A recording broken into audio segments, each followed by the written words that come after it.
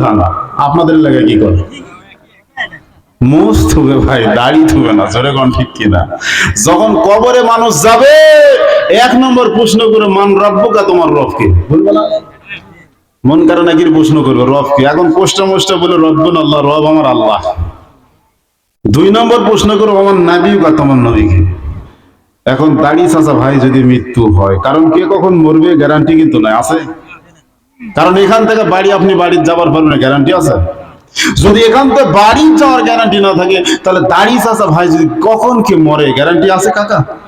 তো দাড়ি চাচা ভাইয়েরা যদি কবরে মাটি দেওয়া হয়, আর মুনকার নাকির যদি বলে তোমার মান নবীকা, তোমার নবীকে, আর যদি বলে মোহাম্মদ, গাল থুবে রে ভাই। বাগান মুসা নবীর কাছে একবার আজরাইল ফেরেশতা আইছে। আজরাইল ফেরেশতা এসে মুসা নবী বলতেছে, রে মুসা, তোমার জান কবজ করবার চাই। সঙ্গে সঙ্গে মুসার রাগ ধরেছে। আপনারা বলেন তো, মুসার রাগ কম না বেশি? এমন বেশি। মুসা নবী রাগ করে বলতে, রে আজরাইল, আমার জান তুমি কেমনে কবজ করবে? আজরাইল বলতে, তোমার হাত দিয়া তোমার রুহু বের করতে চাই।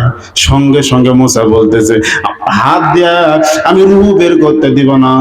আজরাইল ফেরেশতা বলতেছে, হাত দিয়ে যদি রুহু বের করতে না দাও, তাহলে তোমার পা দিয়ে বের করবো।